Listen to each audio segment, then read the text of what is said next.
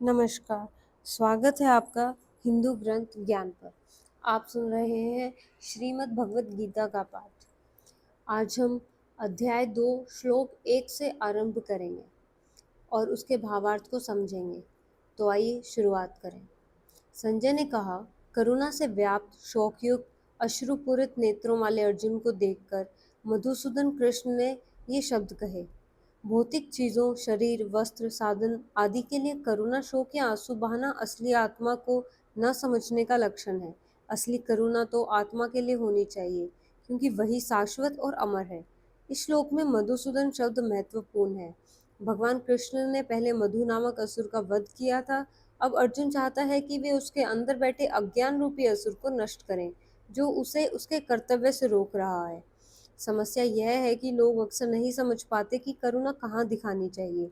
जैसे अगर कोई मनुष्य डूब रहा हो और हम उसके वस्त्रों के लिए रोए, तो यह मूर्खता है। उसी तरह अगर कोई अज्ञान सागर में डूबा हो और हम केवल उसके शरीर की रक्षा करें, तो उससे कुछ नहीं होगा। असली मदद उसकी आत्मा के स्तर पर करनी चाहिए। जो व्यक्ति केवल शरीर के लिए शोक करता है, उसे शूद्र कहा गया है, अर्थात वह व्यर्थ ही रोता है। अर्जुन तो क्षत्रिय था, इसलिए उससे ऐसे व्यवहार की अपेक्षा नहीं थी। श्री भगवान ने कहा, हे अर्जुन, तुम्हारे मन में यह कल्मश आया कैसे? यह उस मनुष्य के लिए तनिक भी अनुकूल नहीं जो जीवन के मूल्य को जानता हो। इससे उच्च लोक की नहीं, अपितु अपयश की प्राप्ति होती है। श्री कृष्ण और भगवान अलग नहीं है। पूरी गीता में श्री कृष्ण को भगवान ही कहा गया है। भगवान ही परम सत्य की पराकाष्ठा है। परम सत्य को 3 रूपों में समझा जाता है। पहला ब्रह्म, यह सर्वत्र व्याप्त चेतना या प्रकाश जैसा है। दूसरा परमात्मा, भगवान का वह रूप जो हर जीव के हृदय में विराजमान है।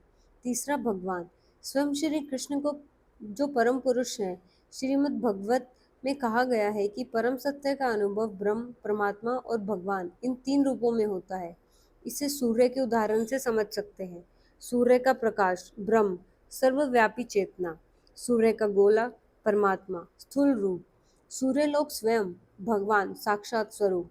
जैसे केवल प्रकाश जानने वाला विद्यार्थी प्रारंभिक है, सूर्य के गोले को समझने वाला उससे आगे है और सूर्यलोक तक पहुंचने वाला सबसे श्रेष्ठ ज्ञानी है, वैसे ही केवल ब्रह्म को जानने वाला अधूरा है। परमात्मा को जानने वाले और आगे हैं, लेकिन भगवान का साक्षात्कार करने वाले ही सर्वोच्च भक्त और ज्ञानी हैं। भगवान शब्द की व्याख्या। ऋषि पराशर मुनि के अनुसार जिसके पास संपूर्ण धन, शक्ति, यश, सौंदर्य, ज्ञान और वैराग्य पूर्ण रूप से हो, वही भगवान कहलाता है। कोई इंसान चाहे कितना भी धनी, बलवान या ज्ञानी हो, उसके पास सब कुछ पूर्ण रूप से नहीं हो सकता। केवल श्री कृष्ण ही ऐसे हैं जिनके पास ये सभी गुण अनंत रूप से हैं। इसलिए ब्रह्मा जी ने भी ब्रह्म संहिता में कहा है, ईश्वर परम कृष्ण सर्व कारण कारणम। कृष्ण ही परम भगवान है, अनादि है, सच्चिदानंद स्वरूप हैं और सभी कारणों के परम कारण हैं। भगवत में भी स्पष्ट कहा गया है, जितने भी अवतार हैं वे सब कृष्ण से ही प्रकट होते हैं, पर स्वयं कृष्ण ही मूल भगवान है। अर्जुन का शोक।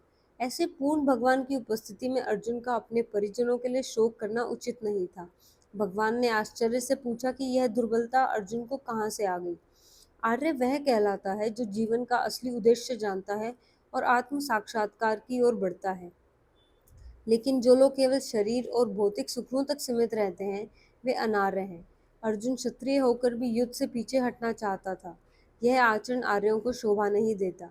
कर्तव्य से पीछे हटने से न तो आत्मिक उन्नति होती है, न ही संसार में यश मिलता है। इसलिए भगवान कृष्ण ने अर्जुन की ऐसी करुणा और कमजोरी को स्वीकार नहीं किया।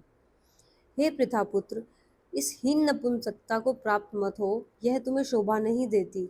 हे शत्रुओं के दमन करता, हृदय की शुद्ध दुर्बलता को त्याग कर युद्ध के लिए खड़े हो। अर्जुन को प्रतापुत्र कहा गया है क्योंकि प्रथा कृष्ण के पिता वसुदेव की बहन थी कुंती। इस तरह कृष्ण और अर्जुन का रक्त संबंध था।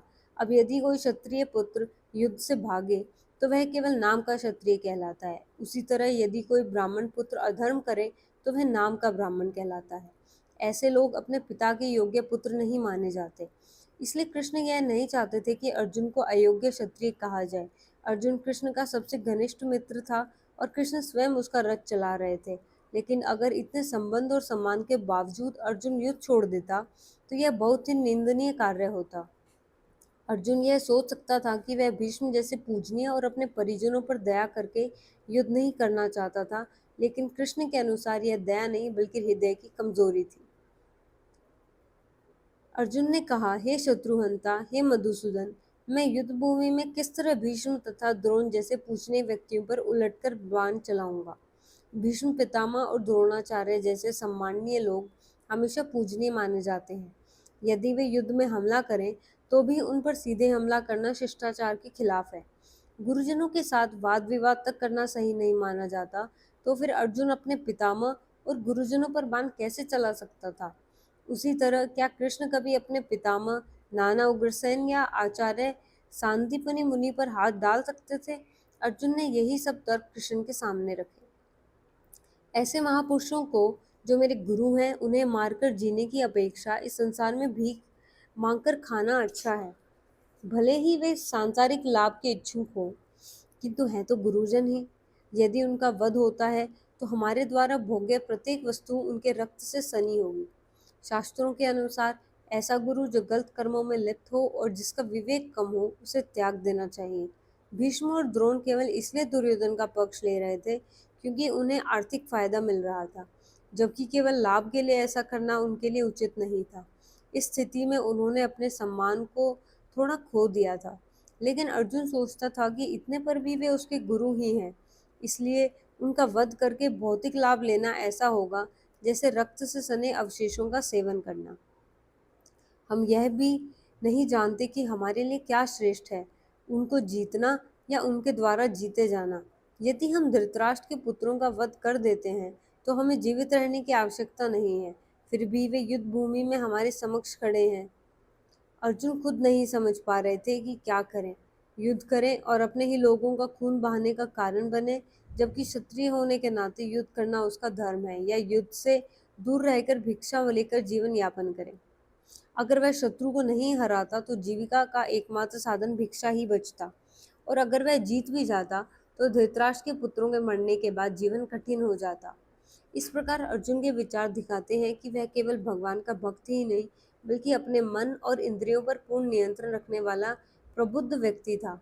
राज परिवार में जन्म लेने के बावजूद भिक्षा लेकर जीने की इच्छा उसकी विरक्ति दिखाती है। इन गुणों और श्री कृष्ण के उपदेशों में उसकी श्रद्धा मिलकर साबित करते हैं कि वह सचमुच पुण्यात्मा था। इसलिए कहा जा सकता है कि अर्जुन मुक्ति के योग्य थे। जितनी भी इंद्रियां हों, जब तक उन्हें संयमित नहीं किया जाता, ज्ञान के पद तक पहुंचाना कठिन है, और बिना ज्ञान और भक्ति के मुक्ति संभव नहीं। अर्जुन ने अपने भौतिक गुणों के साथ साथ दैवी गुणों में भी पूर्ण दक्षता दिखाई। याद रखें, कर्तव्य से भागना कमजोरी है, और सच्ची वीरता वही है जो सही मार्ग पर अडिग रहती है। चाहे परिस्थितियां कितनी भी कठिन हो, हमेशा अपने धर्म और विवेक का साथ दें। यदि आपको यह गीता पाठ पसंद आया हो तो कृपया वीडियो को लाइक करें, अपने मित्रों के साथ शेयर करें और चैनल को सब्सक्राइब करना ना भूलें। जय श्री कृष्ण।